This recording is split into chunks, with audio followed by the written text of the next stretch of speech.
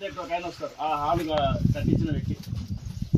ఆయనని ఒకరోజు బ్రేక్ఫాస్ట్కి పిలిచాం, ఫ్రెండ్ని పిలిస్తే వచ్చారు. ఆయన ధ్యానం చేశారు, సుబ్రహ్మణ్యాన్ని కలిశారు. అప్పుడు కలిసిన తర్వాత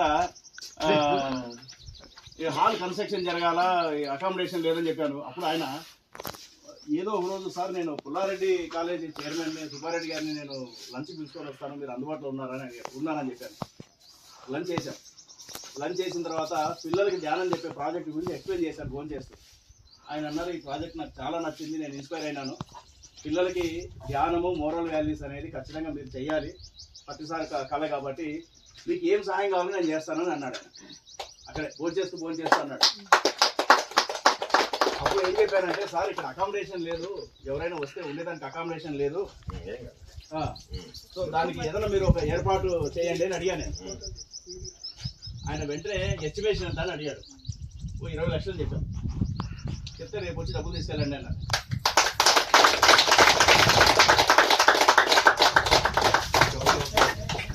నన్ను రమ్మన్నారు, క్యాష్ ఇవ్వాలా ట్రస్ట్కి చెక్ ఇవ్వాలా అని అడిగారు. నాకు డబ్బులు వద్దు, మీరు కట్టించి ఇవ్వండి అని చెప్పాను. ట్రస్ట్కి డబ్బులు వద్దని చెప్పాను.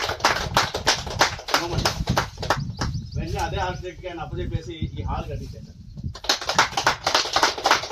మనం ఏం పెట్టలేదు, ఇంకో 10 లక్షలు తక్కువ పడితే ఆర్కిటెక్ట్ వాళ్ళ ఫ్రెండ్స్ అంతా కలిసి వాళ్ళు వేసుకొని కట్టించారు.